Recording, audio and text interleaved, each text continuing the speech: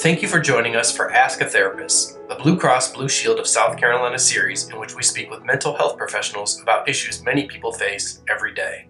I'm one of your hosts, Ryle Curtis, and today we're joined by Medical Director Dr. Jennifer Pender to discuss how a medical diagnosis can impact a person's mental health.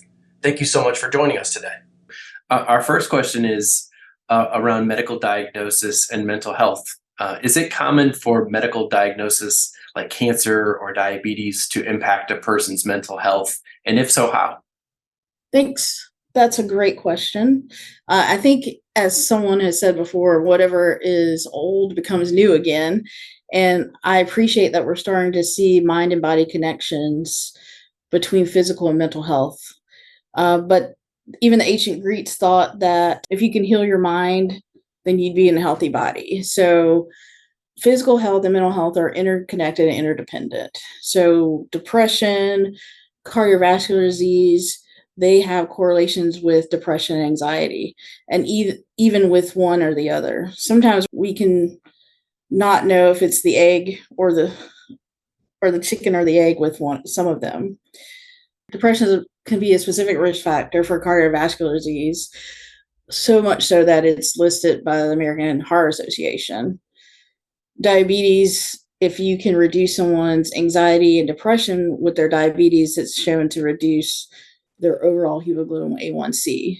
So we're starting to see mind and body connections more and more, people thinking about mindfulness and treatments for depression and cardiovascular disease, if that answers your question. It does. And to piggyback on that, so you talk a little bit more about that relationship. So a person that may be struggling with a physical condition might not think their mental health is important, but you're saying quite the opposite. So is mental health important for someone that may be dealing with a physical condition?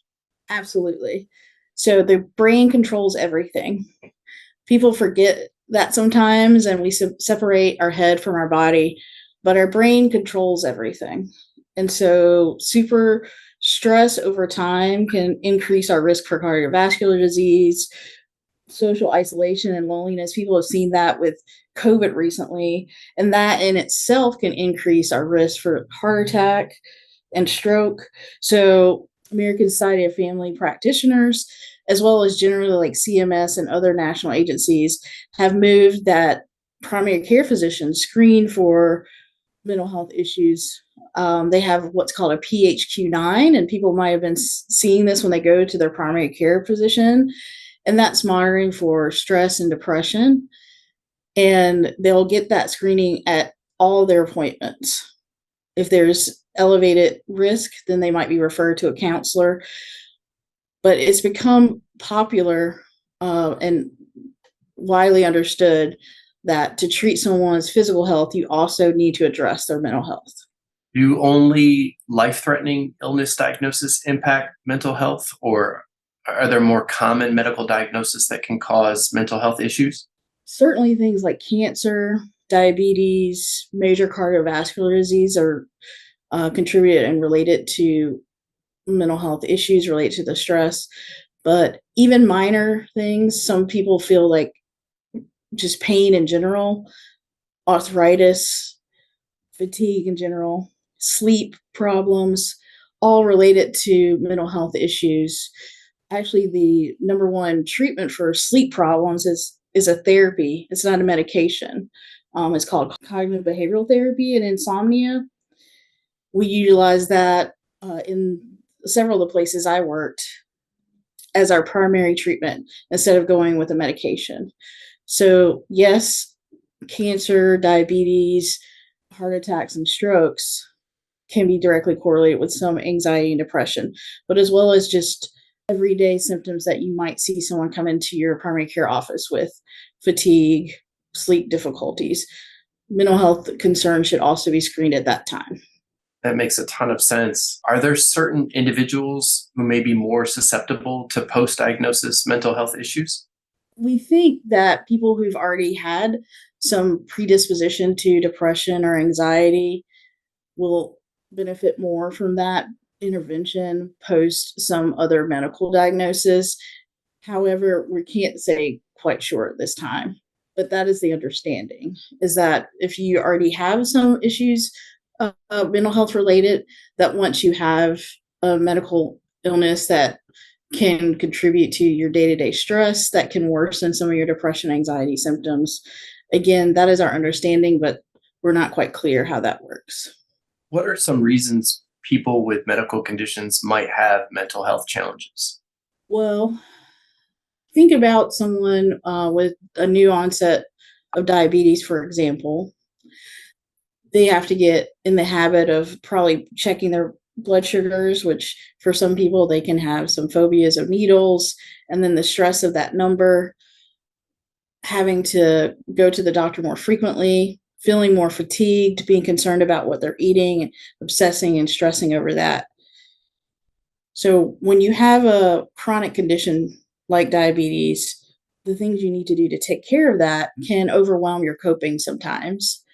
And so you can have some increase in depression or anxiety related to that diagnosis in itself. But as I said earlier, we're really starting to dig into the mind body connection, that there may be something just specific to the fact of having depression and its effect on someone's blood sugar or hemoglobin A1C.